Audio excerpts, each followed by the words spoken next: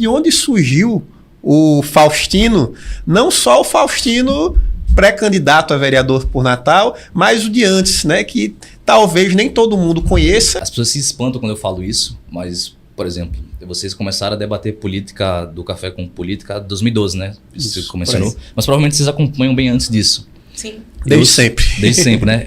Por exemplo, eu sou o contrário, por incrível que pareça. Eu nunca gostei de política, nunca acompanhei política e nunca acreditei que a política poderia mudar a minha realidade. Eu sempre acreditei que a política foi feita para servir os seus interesses pessoais, sempre servir os amigos do rei. Nem em 2018, que foi o ápice da polarização com Bolsonaro e com tudo, eu não me dediquei a querer entrar na política. É tanto que eu nunca votei na minha vida. Sou um cara que nunca votou, não é... Sério? Não é querendo ser egocêntrico, mas a primeira vez que eu vou votar vai ser em mim mesmo. Isso veio através de uma reflexão, na verdade, eu tive meio que uma crise existencial em 2020, na pandemia. Eu era um atleta de fisiculturismo, pode não parecer, eu tô meio gordinho hoje, mas eu era atleta de fisiculturismo e aconteceu uma série de coisas na minha vida que me fez começar a refletir. Eu sofri um acidente, roubaram a moto que eu tinha acabado de comprar, aí veio fechar tudo, eu fechei a loja de suplemento que eu tinha, fiquei com uma dívida absurda, fiquei de cama acidentado. E eu comecei a pensar, virar minha cabeça e eu comecei a prestar atenção que os problemas da minha vida, boa parte dele não era essencialmente culpa minha. Era de pessoas que estavam tocando a política da minha cidade e a política do meu país. Comecei a refletir bastante sobre isso, foi exatamente no momento do assalto. Tinha 3 meses que eu tinha comprado a moto. Daí eu sofri um assalto junto com minha mãe, eu tava com minha mãe, o cara foi completamente hostil, xingou ela e tal, foi bem escroto. Quando eu cheguei em casa, isso aconteceu às 19h30, eu cheguei em casa, fiquei divulgando a moto e enfim, quando chegou às 23 horas, eu recebo uma ligação do cara querendo entregar minha moto por R$1.500. Eu falei, cara, eu não vivo no estado minimamente decente. Negociar com você sua própria moto. Eu falei, eu não vivo no estado minimamente decente. O cara me rouba e cobra pra devolver minha moto. Ou seja, ele nem me roubou, ele sequestrou minha moto. Ao critério de que se eu não pagasse, ele ficaria com minha moto. Aí eu comecei a refletir, nossa, velho. E assim, no momento do assalto, não sei se vocês já foram assaltados. Não, ainda a mão armada. No momento do assalto, você realmente fica à disposição do bandido, porque ele ali naquele momento, com a arma na sua cabeça, ele tá arbitrando se você vive ou não. Ali não existe Constituição, ali não existe Código de Processo Penal, ali não existe nada, não existe direitos humanos, até porque os direitos humanos sempre servem mais para o bandido do que para a vítima. Então, nesse momento, você fica literalmente a critério da arbitrariedade do bandido. E quando eu percebi que eu estava nessa situação de vulnerabilidade, eu falei, um dia eu tenho que ter meios de combater esse cara. E foi quando eu comecei a querer entrar, preciso aprender política, preciso aprender filosofia. Aí eu fui primeiro para filosofia, para entender como se deu o mundo. Eu entrei primeiro na filosofia, aí fui lá para Aristóteles, ética nicômaco, gostei muito do que eu estava vendo. O Aristóteles coloca a ética como... Você só consegue ter ética se você tiver virtude, e virtude é aquilo que você exercita fazendo e não necessariamente eu ter um ato bondoso em instantes, pontualmente. Enfim, na filosofia eu cheguei no universo olavista, do nada. Certo. Aprendendo sobre Olavo, que era um livro do que Olavo tinha, que era Aristóteles em Nova Perspectiva. Ele dá uma interpretação do Aristóteles fora do que os escritores de esquerda brasileiros já tinham falado sobre Aristóteles. Daí eu li esse livro, me interessei um pouco e fui acompanhar o Olavo no COF, que é o curso de filosofia online dele.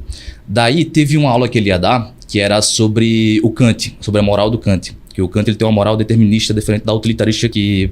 Não sei se o pessoal conhece aqui, mas por efeito de curiosidade. A moral do Kant é o seguinte: matar é errado? Pro Kant, matar é errado independente de qualquer coisa. Já a filosofia utilitarista fala o seguinte: não, matar é errado desde que aconteça tal coisa. Se eu tô reagindo a um assalto e o cara tá em iminência de me matar e eu mato o cara, não é errado, porque eu me defendi. Essa é a filosofia utilitarista do Kant e ela fala que não, eu não posso matar independente de qualquer coisa. Ele ia dar uma aula sobre isso, ele não deu a aula, ele parou a aula para falar só que, na verdade, a direita do Brasil não existia e o que existia no Brasil era o bolsonarismo.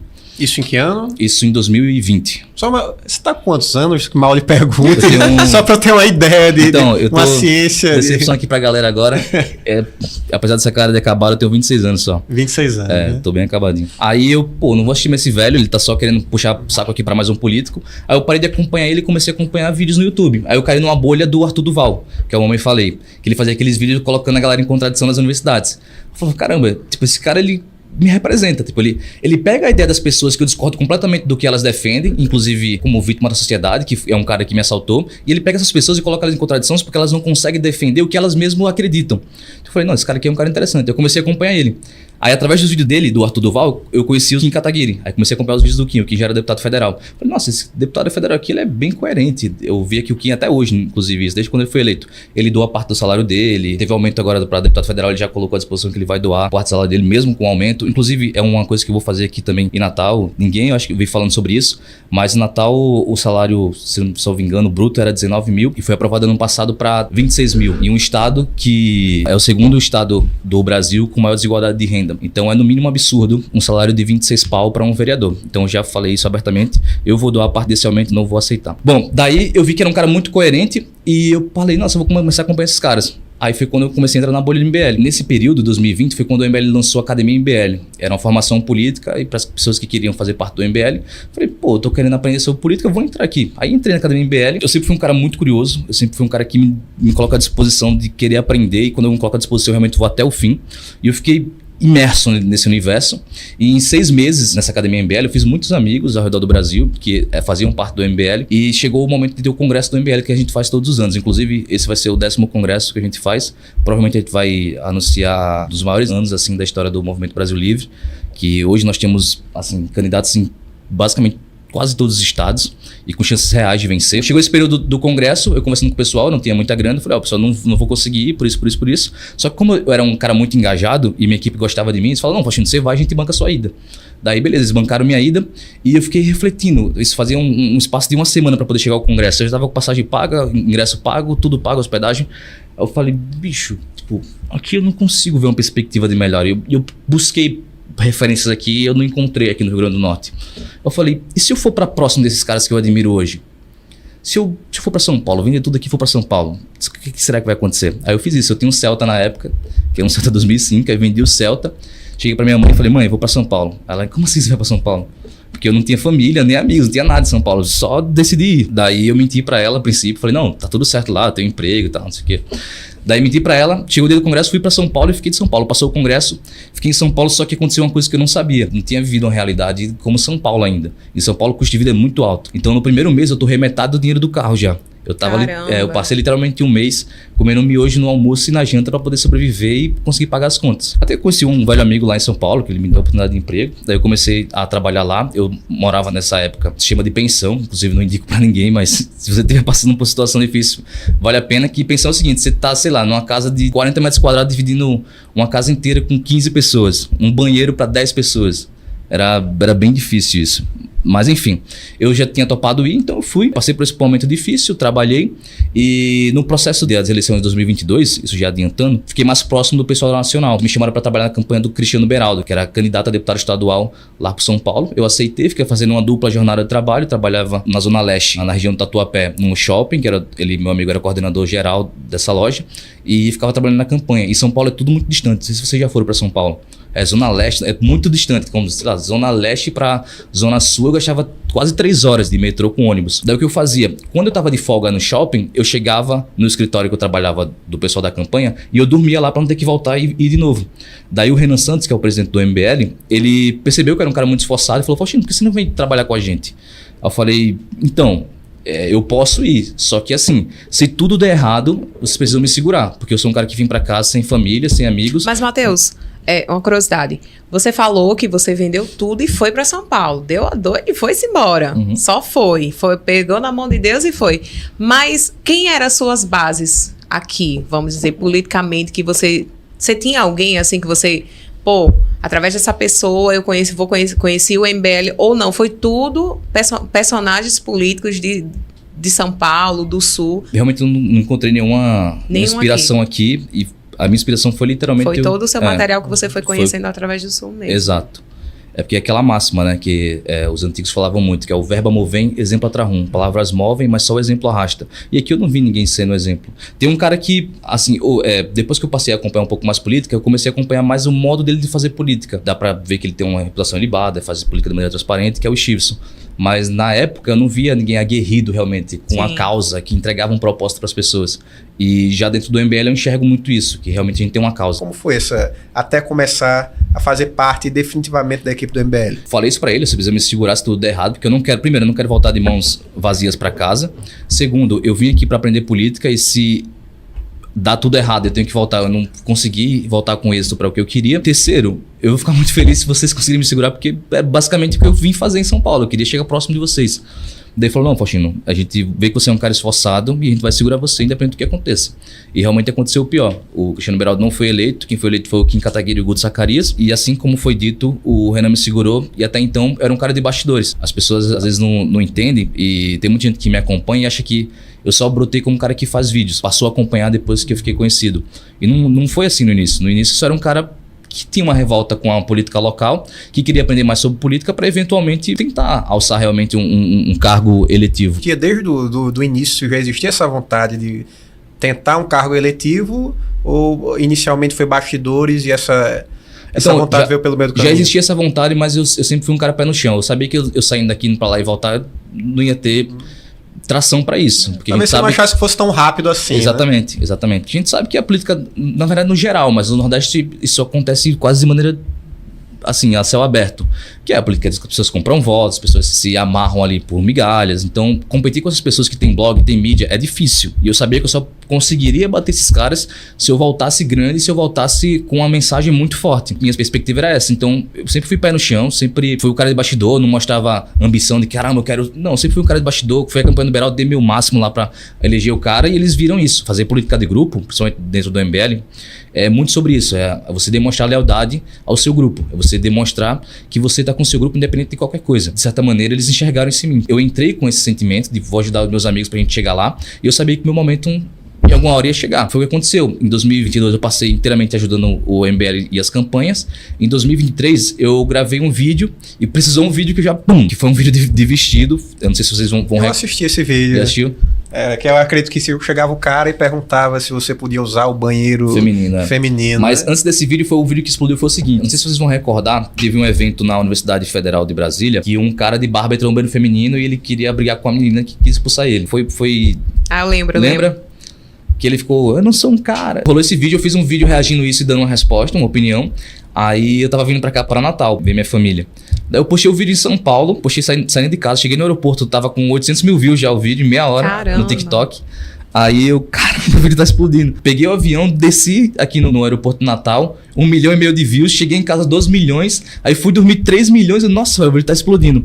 Daí quando foi no dia de manhã, tava com 4 milhões e o meu perfil tinha sido banido. Caiu por discurso de ódio, meu vídeo. Tava empolgado porque eu ganhei do nada 15 mil seguidores no TikTok, eu tinha uns 10 já, aí fiquei com 25, era a minha maior rede na época. Eu fiquei, poxa, velho, tipo, o meu vídeo caiu por uma opinião. Aí eu fiquei meio desmotivado assim, e depois eu falei, velho, se eu resolver aloprar, se eu for...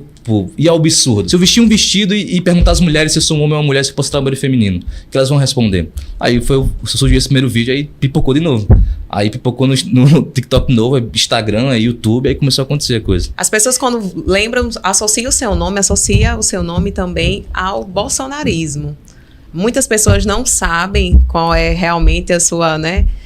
Se você é realmente bolsonarista ou se você não é bolsonarista. Então, explica um pouco pro pessoal se você é ou não é bolsonarista. Desde o início, o MBL ele é MBL, independente de tudo. E a gente nunca fechou com o Bolsonaro. Muitas pessoas gostam de falar sobre isso, mas, por exemplo, o Kim Kataguiri e o Arthur, eles vieram fazer campanha pro Bolsonaro, inclusive aqui no Nordeste, mas só no segundo turno. Os dois já estavam eleitos, e eles não foram eleitos defendendo o voto no Bolsonaro. Então, esse apoio ao Bolsonaro veio no segundo turno, porque entre Bolsonaro, que a gente não sabia o que iria, não havia ainda no governo do Bolsonaro, e entre o Haddad, que a gente já tinha todo o histórico de corrupção que o PT tinha cometido no governo Dilma, desde o mensalão até o governo Dilma, que estourou a crise no Brasil, a gente falou, não, entre o Haddad, que está representando o Lula, e o Bolsonaro, vamos de Bolsonaro. E foi isso que aconteceu.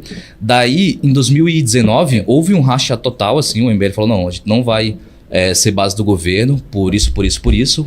Houve aí essa divisão, mas o MBL nunca foi Bolsonaro. Naturalmente, eu não sou Bolsonaro, até porque, como eu mencionei aqui, nem em 2018 eu me engajei nisso. Qual é a tua visão sobre o voto nulo? O voto nulo, você acha que ele tem um papel essencial na democracia ou foi por falta de nenhuma perspectiva mesmo? Qual é a sua opinião sobre o voto nulo? Eu acho que tem o papel mais difícil da democracia. Porque a partir do momento que eu falo, eu não sou contra esse líder que é altamente popular e contra esse outro líder que é altamente popular, naturalmente eu me coloco no campo minoritário. Então as pessoas gostam de falar, o MBL é oportunista. Como assim eu sou oportunista? Se eu estou me colocando numa situação minoritária. Eu seria oportunista se eu resolvesse ferir os meus princípios para apoiar o Bolsonaro. Eu tenho certeza, se hoje foda-se, eu vou ser Bolsonaro, fosse defender o Bolsonaro em tudo, eu tenho certeza que hoje já teria 1 milhão de seguidores no Instagram. Porque o público do Bolsonaro é muito grande e não tem como discordar disso. O Bolsonaro é um dos maiores líderes que surgiram aí, pelo menos nos últimos 20 anos. Se não for da história. Pelo contrário, a posição de eu falar, nem esse cara me representa, ele é um líder altamente popular, e nem esse cara me representa, é um discurso muito mais difícil. É você falar, independente do que aconteça aqui, eu vou ficar com meus princípios, e se for para ir para as eleições para perder, a gente vai perder. Por isso que é um cara que eu admiro muito, é o Kim Kataguiri. O Kim, nas eleições para deputado federal, ele foi o deputado mais votado da União Brasil e foi um cara que bateu no Lula e no Bolsonaro durante a maior polarização da história do Brasil. E é um cara que fez 300 mil votos. Então você não dá para olhar para o Kim assim e falar que o Kim é um cara pequeno e o cara não defende algo realmente. Então o que me faz sentir parte do grupo que eu participo, que é o MBL, é justamente isso. Porque independente se a gente vai ter ganhos, independente se a gente vai perder, a gente vai continuar firme com o que a gente acredita. O MBL já foi perseguido no governo Dilma, porque a gente foi um dos cabeças que conseguiu fazer o impeachment da Dilma. A gente foi perseguido no governo Bolsonaro, através de uma denúncia também de perfil fake no Twitter, falando que o MBL lavava 400 milhões de reais através de chat de YouTube. Assim, é matematicamente impossível se fazer isso. A gente passou por todos esses processos e em cada um deles não caímos em nenhum. Para mim isso só demonstra que a gente está no caminho certo, porque todas as forças políticas tentam derrubar a gente e a gente sempre demonstra que a nossa reputação é libada. Inclusive nesse processo dos 400 milhões, o Ministério Público deu um carimbo de transparência nas nossas contas. O próprio Kim Kataguiri, através, não sei se vocês acompanharam que houve uma ABIN paralela durante o governo Bolsonaro, o Kim Kataguiri estava sendo investigado e supostamente o Carlos Bolsonaro mandou uma mensagem para alguém ligado à ABIN para investigar o Kim, falou, encontra alguma coisa aí contra esse cara, e nos prints que foi vazado, o cara respondeu, o foda é achar, né? Então isso diz muito sobre a nossa postura. Você tem dúvida que o Kim batendo no Lula e no Bolsonaro, se fosse envolvido com alguma coisa errada, já não tinha caído? Se o MBL fosse envolvido com alguma coisa errada, já não tinha caído? Quando eu fiz o caso lá com o Mineiro, que vieram pra cima de mim com tudo, pegando notícias que não existem, manipulando, me chamaram de criminoso, de fascista, porque tem uma denúncia do Ministério Público do Paraná que estava em segredo de justiça, solteiro lá que eu era criminoso, que eu tinha sido condenado. Me atacaram das mais diversas formas quando rolou isso com o Mineiro. Se eu tivesse teto de vídeo, vocês acham que não tinha caído nesse momento? Óbvio que tinha. Então, é um dos conselhos que eu digo sempre para quem se propõe a realmente ter um embate ideológico e ter um embate na política contra isso. Porque eu volto a dizer, política é guerra. Não tenha teto de vidro. Porque se você tiver em algum momento vai cair. E a gente já viu vários exemplos disso acontecendo. O mais recente de pessoas assim, jovens, inclusive como eu, foi o Gabriel Monteiro. O Gabriel Monteiro, ele teve uma repercussão nacional, tipo, era um cara que estava fiscalizando isso tudo, mas no final do dia era um cara que estava fazendo, digamos, coisas não legais com jovens menores de idade. Ele foi pego porque o sistema é bruto e ele vai atrás do máximo que puder de você, e se você tiver, eles vão achar. Teve recentemente o Nego Di agora. O cara, durante a crise do Rio Grande do Sul, o cara deu um print lá dizendo que tinha doado R$1 milhão. Era R$100, né? Era R$100. O cara deu golpe em 367 pessoas no site dele. Então, assim, se você... E ele é um cara que tava batendo no governo Lula e tava entrando na máxima lá que era o povo pelo povo, tava tentando captar um público ali que é de direita. No final do dia, o cara se mostrou agora, tem um teto de vidro e caiu sobre ele. Acho que até o próprio Pablo Marçal, né? É um teto que ainda não caiu porque ele usa algumas desculpas, né? Tenta justificar, mas já acharam algumas coisas contra ele e ele tenta ainda dizer que não era assim, mas enfim, contra vocês realmente ainda não apareceu, né? Uhum. A não ser, né? O máximo que já chegou a aparecer foi aquela questão daquele áudio do Arthur Duval, né? Que foi um áudio num grupo, ele dizendo que era um grupo de amigos dele, que virou uma polêmica, mas uma polêmica muito mais relacionada à questão do ponto de vista dele, enquanto foi colocado como machista, como misógino e tal, mas nada contra o mandato dele, mas ainda assim ele foi cassado. Né? Qual é o seu ponto de vista sobre esse áudio? No final do dia, não é sobre o que se fala, é sobre quem fala. Se a gente pegar agora as declarações do filho do Lula chamando a gente de puta, a declaração da ex do Lula dizendo que ele agrediu ela, a esquerda sempre vai calar a boca pra isso. E na situação do Arthur, foi áudio escroto, foi áudio absurdo. Porém, no contexto de um grupo privado e dentro da vida privada dele, e o mandato dele, ele não estava em exercício do mandato, ele pediu liberação para poder ir para a Ucrânia. O processo de cassação dele foi tão absurdo que foi a primeira cassação recorde em tempo da história. E segundo, não conseguiram apresentar nenhum crime contra ele. Ele literalmente foi cassado porque ele soltou um áudio no grupo privado. E todas as pessoas que falam, por exemplo, que ele foi fazer turismo sexual na Ucrânia, todos esses são condenados na justiça e acabam pagando indenização ao Arthur Duval. O Arthur Duval ele foi cassado muito mais por quem ele é, por quem ele representa, do que necessariamente pelo que ele disse. Pra vocês terem ideia, o Arthur Duval ele foi um dos que fez os maiores cortes na Alesp. Ele foi um cara que barrou aumento de 4.500 para aluguel de carro durante a pandemia, foi um cara que diminuiu o salário dos deputados durante a pandemia, foi um cara que cortou o auxílio peru, era 4.500 para todos os funcionários da Alesp, todos. E tem um fato curioso aqui, porque todos receberam. Então imagina você receber 4.500 no final do ano e em janeiro você tem que devolver 4.500. Imagina você entrando numa casa legislativa, você sendo esse cara que fez todo mundo perder 4.500 reais no final do ano. Ele era esse cara. Então ele era um cara que era odiado dentro da Assembleia Legislativa e ele foi cassado por isso. É tanto que até hoje o Arthur, ninguém consegue colocar um crime contra o Arthur. tentaram também, nessa situação estava com ele, a gente foi para Ilha do Marajó, pelas polêmicas que estavam existindo lá, a gente foi, vamos ver lá o que realmente está acontecendo, porque na internet o que se dizia era que em toda esquina você ia encontrar abuso de menores. A gente falou, vamos ver o que está acontecendo lá. A gente foi lá, fez um trabalho investigativo, para quem não sabe, o Arthur, ele é jornalista profissional, ele é detetive também. A gente, como porta-voz e influenciador digital de política, a gente quis trazer uma perspectiva para os nossos eleitores do que realmente estava acontecendo. A gente não utilizou R$1 de dinheiro público, a gente foi todo por dinheiro privado. A gente mostrou lá o que realmente acontecia, que é algo muito pior do que se passou pela internet, porque é algo cultural. Na verdade, lá não é que as pessoas vão lá abusar de crianças. É algo dentro da família. Para eles é cultural. As pessoas não têm acesso à civilização. O pai abusa da filha, o tio abusa da filha, como se fosse a coisa mais natural do mundo. E a gente foi lá mostrar isso. E o que o Ministério dos Direitos Humanos resolveu fazer? Resolveu investigar o que estava acontecendo lá? Não. Resolveu investigar a minha ida com o Arthur Duval para a Ilha do Marajó. Então, eles tentaram incriminar a gente com um falso flagrante, que a gente conseguiu fazer uma abordagem lá, que a gente conseguiu... Ó, a gente o Arthur veio de São Paulo, eu do Rio Grande do Norte. A gente chegou na ilha, no mesmo dia a gente conseguiu levar 2 menores de idade para frente do nosso hotel. Só que tudo isso monitorado com a Polícia Civil, e na hora que as meninas chegaram, a Polícia Civil chegou. Então, a gente... Já estava combinado antes, né? Tava combinado. Porque isso não ia dizer que não era uma ideia. Fazer isso sem combinado era uma ideia. Não, tava tudo... E depois dizer, não, já era um teste social. A Polícia Civil estava monitorando tudo. A gente a gente conversou com um delegado e com a delegada. Daí essas meninas foram conduzidas ao Conselho Tutelar e no final do dia o Ministério dos Direitos Humanos do Lula vieram investigar a gente por um suposto falso flagrante. E sendo que assim, nem existe crime para falso flagrante. No máximo que pode acontecer no falso flagrante é, sei lá, se eu fiz um falso flagrante contra você sobre algum crime, seu crime vai ser prescrito, não vai acontecer nada comigo. No final do dia é muito mais sobre narrativa, não é sobre o que se faz, é sobre quem faz. Então o Arthur Duval ele foi caçado nesse sentido porque ele era um cara que lutava contra o sistema. Qual você considera os principais erros do governo Bolsonaro e para chegar ao ponto de o PT estar novamente no poder, né? Porque eu acho que uma coisa liga a outra, né? Eu acho que se hoje o PT está novamente no poder é porque houve uma sequência de erros do governo Bolsonaro. Qual que você considera que foram os principais? Então, o principal erro do Bolsonaro, primeiro, foi ter o Flávio Bolsonaro como filho, que o Flávio Bolsonaro foi que caiu no colo dele. Isso é difícil de corrigir, né? Foi um inquérito, mas eu vou chegar lá na culpa do Bolsonaro também. Foi o inquérito das rachadinhas que estavam rolando investigações, inclusive no COAF. O STF foi lá, Bolsonaro, você é antissistema? Toma aqui o processo do teu filho na tua coxa, e aí você vai sentar com a gente? E o Bolsonaro resolveu sentar, até porque ele extinguiu o COAF, que era uma agência que monitorava crimes financeiros em todo o Brasil. Então ele extinguiu um órgão de fiscalização financeira no Brasil inteiro só para salvar o filho.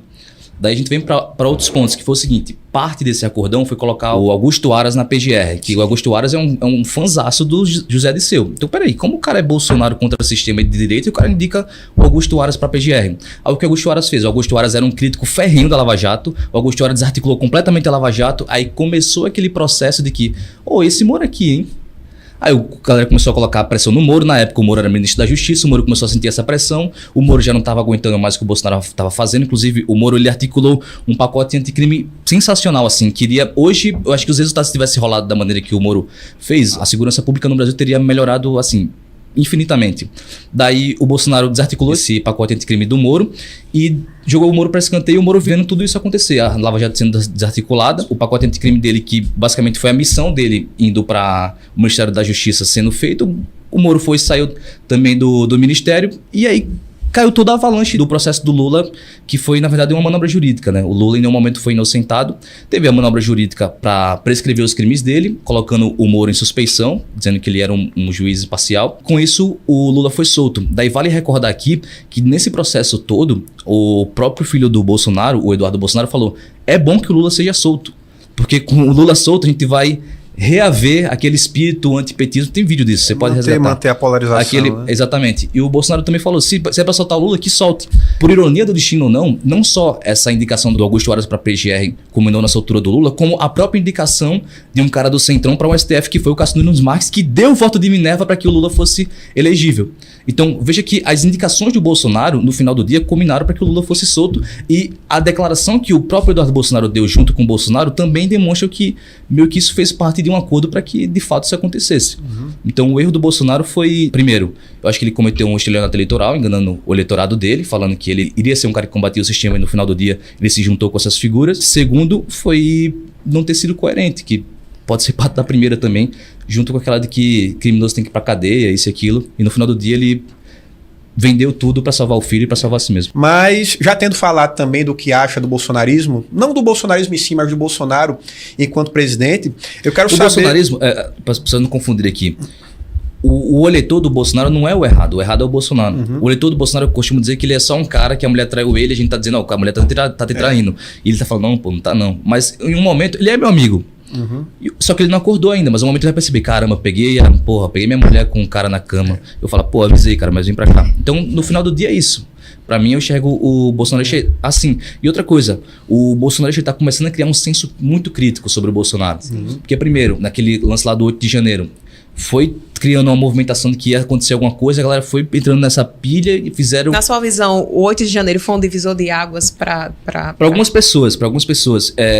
Primeiro que foi uma coisa absurda ter prendido... Tem umas velhinhas lá que elas saltavam, sei lá, eu gosto do Brasil, elas estavam lá e hoje elas estão presas. E você pega bandido que realmente está roubando e assaltando as pessoas estão livres. Inclusive, o Lula foi um cara que colocou um veto no fim da saidinha, enquanto falou que para as velhinhas esse é anistia. Então, assim, é uma coisa completamente absurda.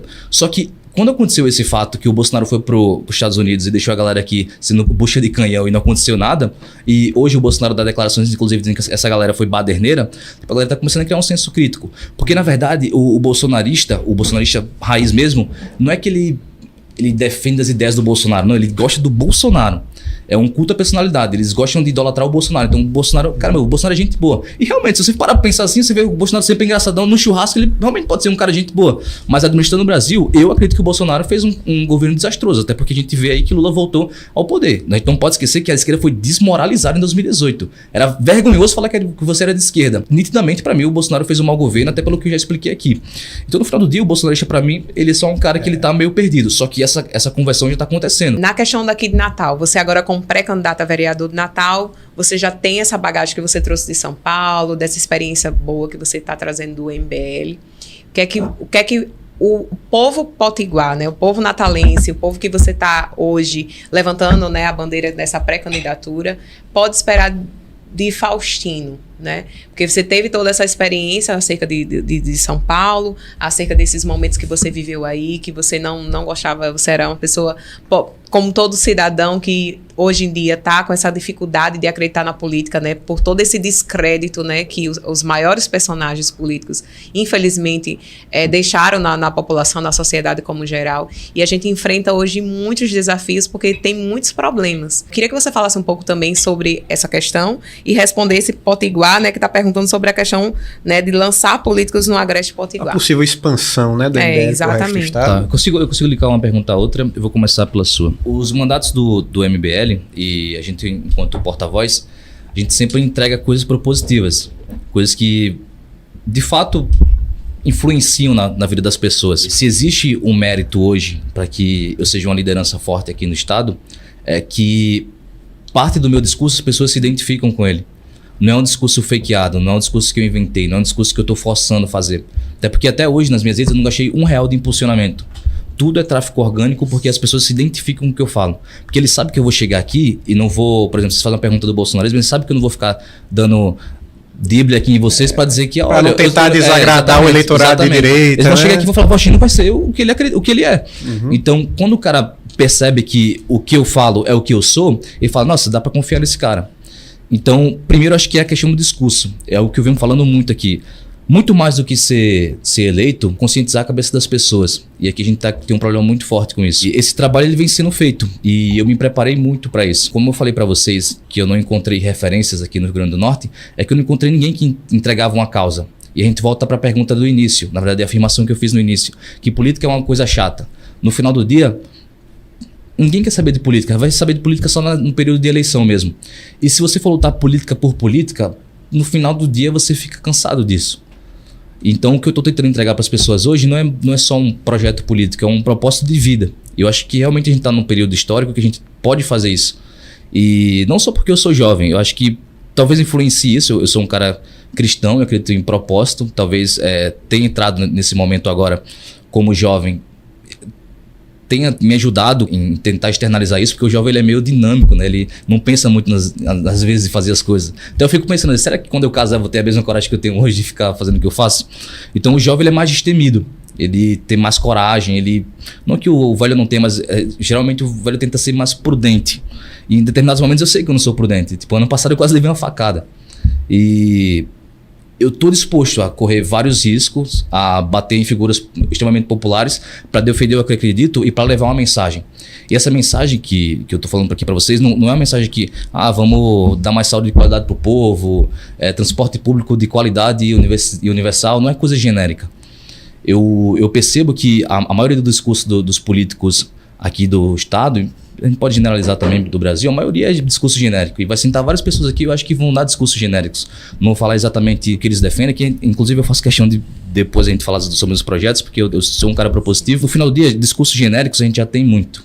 Políticos genéricos a gente já tem muito. E esses caras estão dominando os nossos espaços. E uma das coisas que a esquerda fez com o Nordeste, para mim é a pior coisa que existe. Que o Carlos Lacerda, ele falava que a pior tirania que existe é a tirania consentida, a tirania aplaudida e a tirania sem rebeldia. E o que eu acho que acontece hoje no Nordeste é isso. As esquerdas, elas se uniram com as oligarquias que elas falaram combater, e hoje a esquerda detém um monopólio ideológico do Nordeste junto com o poder financeiro que está junto com as oligarquias. Você pega o João Campos. João Campos é um merda.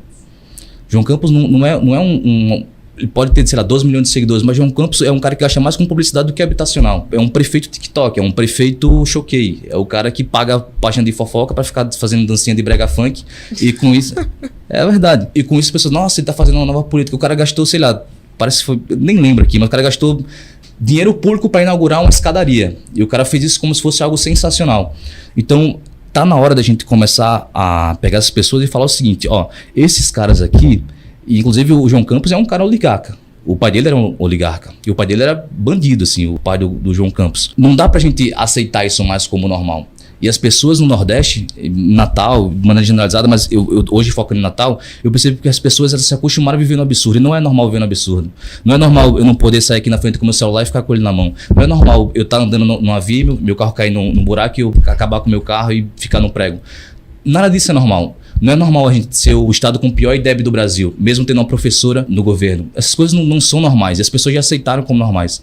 Então, o meu discurso que eu venho trazendo nas minhas redes, inclusive um dos meus jargões que eu sempre solto no final do meu vídeo, venha comigo fazer de Natal a melhor capital do Nordeste. Porque eu acho que a gente tem que resgatar nas pessoas essa esperança novamente.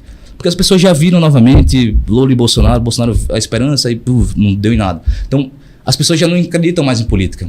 E no final do dia a política, volta a falar, por si mesmo, ela é pouco, é frágil, é pueril.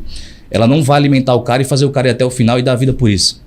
E eu acho que o que eu me proponho a fazer é dar a vida por isso. Então, muito mais do que vencer, a gente mudar a consciência das pessoas, e mudando a consciência das pessoas, vão surgir outras pessoas. Porque consciência e sentimento contaminam. Hoje a gente tem um Ceará Mirim, tem um aqui em Natal, eventualmente pode ter alguém no Agreste Potiguar, pode ser inclusive esse cara que comentou agora. E a gente vai ocupando espaço. Política no final do dia é ocupar espaço. E como diria o Winston Churchill, política é guerra. Por exemplo, vamos falar uma pauta polêmica aqui. Isso vazou hoje. Um inquérito que a Polícia Federal vai investigar o MBL por crime contra a honra do Lula. Como o Lula tivesse falar isso com você. Como se o Lula tivesse honra. O que aconteceu? O governo Lula emitiu uma nota técnica há 5 meses, eu acho, atrás, falando que, na verdade, pode-se fazer aborto até 9 meses, dentro da legalidade. Logo, teve toda aquela movimentação nas redes e o Ministério da Saúde foi lá e voltou atrás, falou que não ia fazer isso. Daí, nesse período que teve esse anúncio dessa nota técnica, que ia liberar o aborto até os 9 meses, o MBL fez uma live falando que o Lula aprova aborto. De uma maneira muito ambígua, aprova aborto. Tipo, não estou falando que o Lula descriminalizou o aborto, estou falando que o Lula aprova aborto.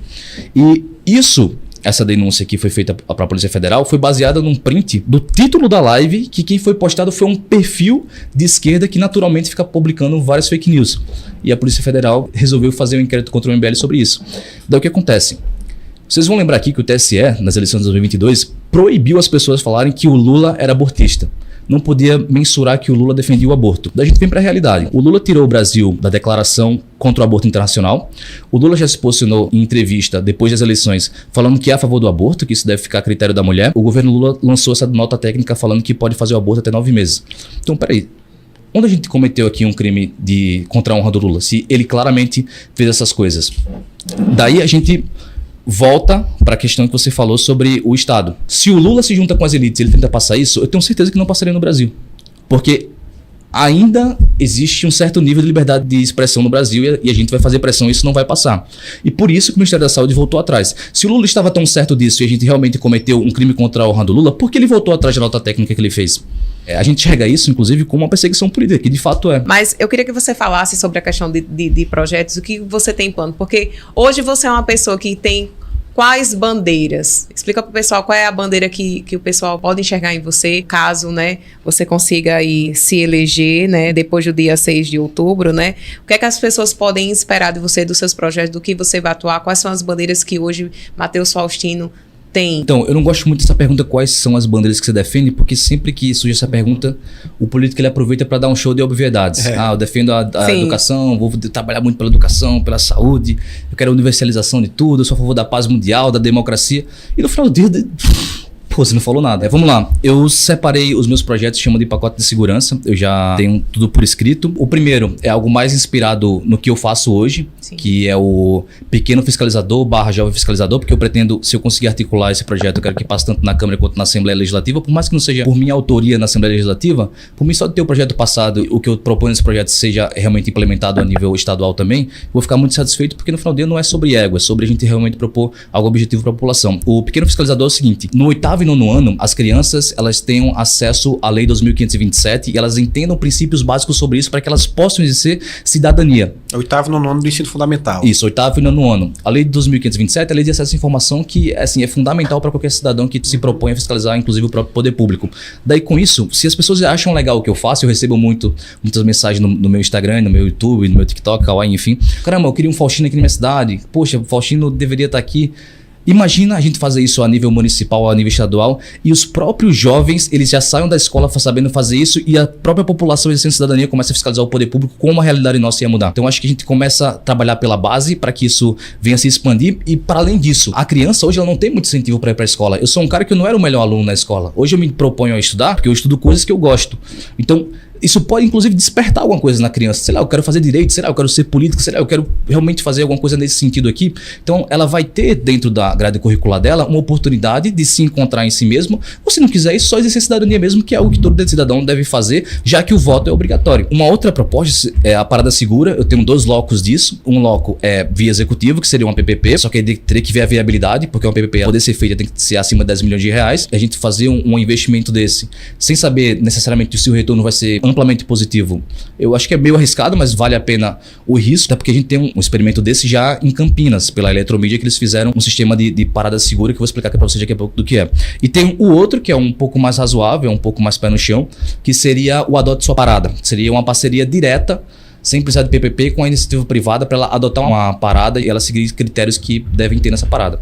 A parada segura, ela necessariamente é uma parada completamente diferente do que você vê essas aí, de concreto e feia e sem iluminação. É uma parada que ela é digital, é uma parada que ela tem LED, é uma parada que ela tem câmeras 24 horas sendo monitorada, é uma parada que tem central de monitoramento, com pessoas monitorando, USB, Wi-Fi, enfim, completa. Isso foi testado na Eletromídia em Campinas e mostrou que as mulheres que ficavam sozinhas nessas paradas e sentiam de alguma maneira com medo, elas faziam a ligação na central ou elas apenas ficavam nessa parada que teve em Campinas, surgia uma mensagem no telão dizendo: você não está sozinha. Tipo, aparecia uma mulher lá e dava só um tchauzinho. Depois de 30 ou 60 dias, as mesmas mulheres que participaram dessa parada, que exerceram, enfim, em algum momento a oportunidade de estar nessa parada, elas deram a declaração que realmente elas se sentiram muito seguras. De fato, se você parar pra pensar, não só em termos de mulheres, mas sei lá, um homem também, ele vai se sentir muito mais seguro se ele souber que o ladrão, quando for assaltar ele, vai ter um sistema de monitoramento na mesma hora que vai ativar a polícia pra poder, no mínimo, tentar pegar esse cara, do que necessariamente estar numa parada escura que, enfim, ela tá ali. Então já existe essa parada? Já existe. Campinas, já teve em Campinas, pela Eletromídia.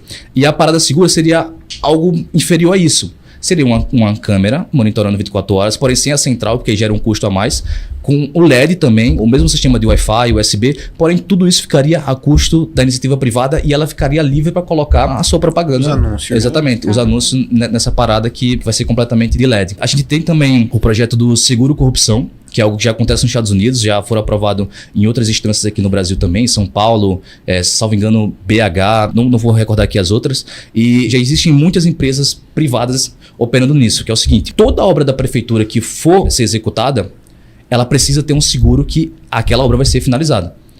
Isso, a gente tira completamente aquela ineficiência da prefeitura iniciar um projeto e não terminar, e a gente coloca essa responsabilidade na iniciativa privada, porque se a gente contrata o seguro para que o seguro garanta que a obra vai ser finalizada, o seguro ele tem a responsabilidade, tem o dever que isso seja entregue. O seguro vai ser o mais interessado nisso, vai ser o cara que vai ficar no pé da prefeitura até que isso seja entregue. Porque se não for entregue, quem vai pagar é o seguro.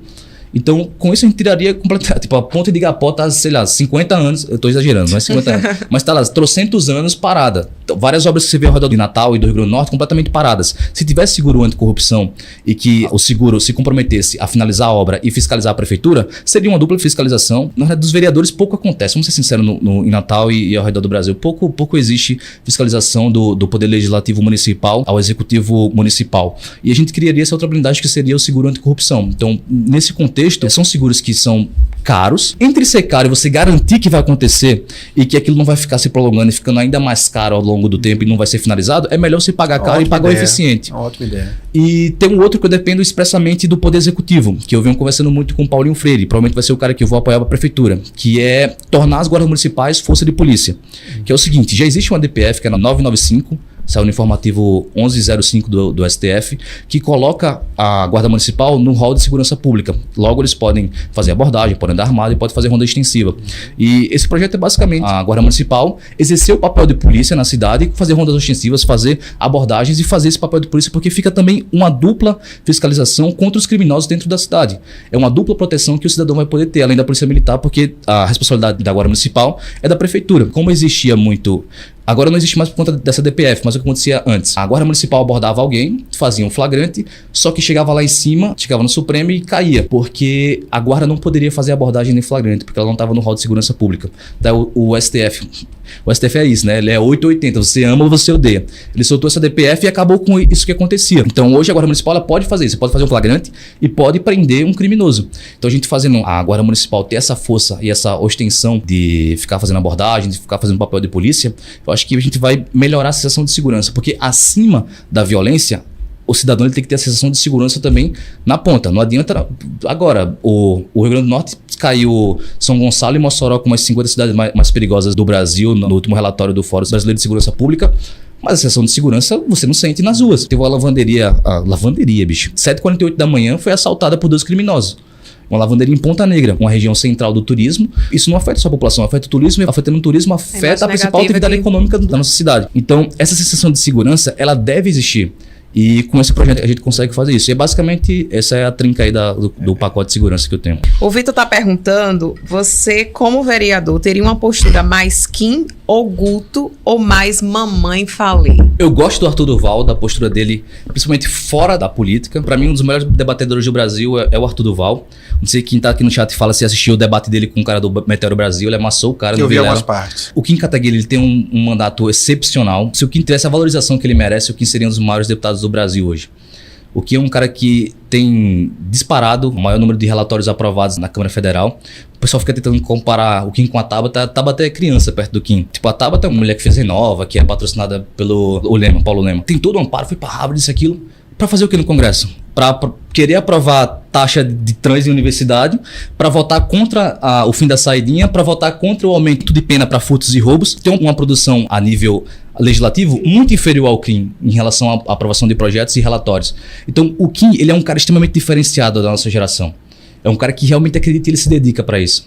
Se o Kim fosse um cara vendido, do tamanho do que ele é, se o Kim tivesse se rendido ao bolsonarismo, ele tivesse sido o bolsonarismo, eu tenho certeza que o Kim seria o deputado com mais votos, o deputado com mais seguidores hoje no Brasil, porque o Kim é diferenciado.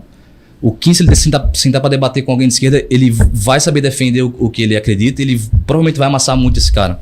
O Kim, ele se propõe a fazer a política de verdade que o Brasil precisa. O Guto é um jovem, o Guto tem 22 a 23 anos, o Guto também está fazendo isso. O Guto acabou de aprovar, ele é vice-líder do governo Tarcísio, ele acabou de aprovar junto com o Tarcísio a privatização da Sabesp. O cara no primeiro ano de mandato, a maior privatização da história, eu acho que, de empresa de saneamento básico do mundo.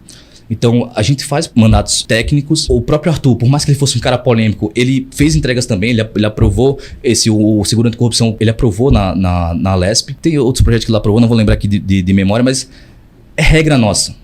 A gente não pode entrar lá para fazer um teatro, para fazer a Câmara, fazer uma Assembleia, fazer o Congresso Nacional de circo. A gente tem que entregar algo propositivo, porque o nosso público ele nos cobra isso. Então pode esperar de mim que eu vou ser um Kim quando precisar ser um Kim, eu vou ser o Guto quando precisar ser um Guto, e eu vou ser o Arthur quando precisar ser o Arthur. Não tá. No final do dia você é um faxina. Eu Eu- vou fazer uma pequena reflexão. Não, Mas tranquilo. você tem filha, sobrinha? Não. Eu só tenho uma sobrinha. filha de 8 meses em casa. Tem filha de 8 meses? Você daria sua vida para sua filha? Com certeza. Então, uma das reflexões que eu tive que me dá motivação para fazer o que eu estou fazendo hoje é que eu parei para pensar qual é o sentido da vida. E eu parei para pensar que o sentido da vida não é apenas viver. Porque se fosse só viver, você não daria vida pela sua filha. Verdade. Você iria viver a sua vida. Esse sentimento da gente se doar ao próximo, a gente realmente querer fazer algo efetivo, não da boca para fora, eu tô com o povo. Não, algo realmente genuíno e verdadeiro. Se a gente se propõe a fazer isso e a gente começa dando o exemplo, eu acho que a gente começa a conquistar as pessoas e, como eu falei, sentimento e consciência contaminam. Eu acho que o sentimento que eu quero passar para as pessoas em Natal, no Rio Grande do Norte e no Brasil, porque existem pessoas que me acompanham no Brasil inteiro, é que independente de que a política tá mal, independente do que tudo tá acontecendo, eles querem nos vencer no cansaço. Se a gente desistir, aí acabou tudo. Se a gente desistir, aí já era. Então, não aceite viver o absurdo, não é normal viver no absurdo. E a gente tem que valorizar muito em nós a resistência moral. Eu acho que quando a resistência moral ela for valorizada em nós, aí nosso futuro será triunfante, à medida do qual nós não nos separemos, não nos deixemos nos vencer pelo cansaço.